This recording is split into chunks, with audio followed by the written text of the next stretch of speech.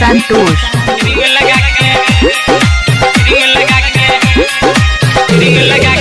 नाच रोज रोज पूछती वही दुल्हा के कोना रोज रोज दबही तोरे कहै छिया ए नाच रोज रोज पूछती वही दुल्हा के कोना रोज दिल दबही कोनो जे बहाना कबर घर में देखे बही कोनो जे बहाना कबर घर में देखे बही के रुबिया के सुगिया दादा जी के दिल तोड़ दे बही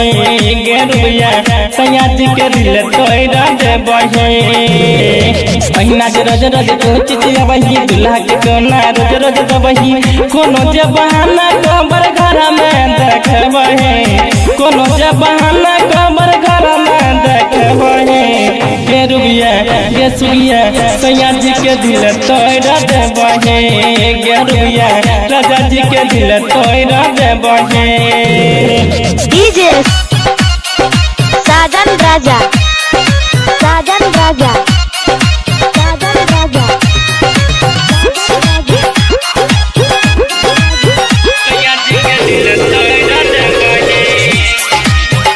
मुस्कान रिकॉर्डिंग स्टूडियो बयान ठीक से छोड़ देता तोरा तोरे बदले में तोड़ ले शादी दोसरा सोना रोहगा में ठीक से छोड़ देता तोरा तोरे बदले में तोड़ ले शादी दोसरा तैयार करी मेहंदी सजा के दोनों गोर गलिया में क्रीम लगा के तैयारी करी मेहंदी सजा के दोनों गोर गलिया में क्रीम लगा के कोनो जे बहाना कबर घर में देखे बही कोनो जे बहाना कबर घर में देखे बही गे रुबिया गे सुगिया सैया जी के दिल तोड़ दे बही गे रुबिया राजा जी के दिल तोड़ दे बही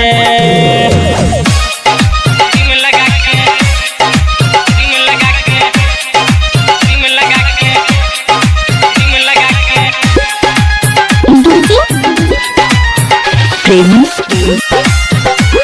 संतोष गारोल चाहे तोरा मिलता एक 2000 छोरा मर के मजा छोड़ देता गया केला तोरा चाहे पैटा देता एक 2000 छोरा मर के मजा छोड़ देता गया केला हंस रोज मिले जुल के रही है फिर से रोज रोज नहीं नल रही है बुझला कि दूल्हा से रोज मिले जुल के रही है ओकर से रोज रोज नहीं नल रही है कोनो जे बहाना कबर घर में देखे बही कोनो जे बहाना कबर घर में देखे बही गे रुबिया गे सुगिया सैया जी के दिल तोड़ दे बही गे रुबिया राजा जी के दिल तोड़ दे बही डीजे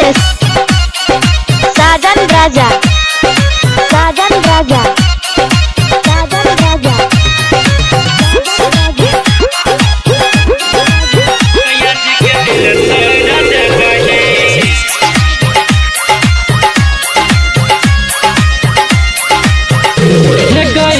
के समझाबो तोरा दिलीप गौरलिया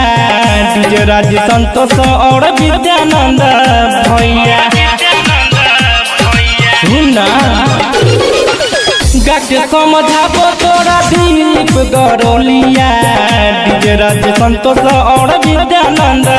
भैया यार गरी सजिया सजा के दुल्हा के रखिया देह में सजा के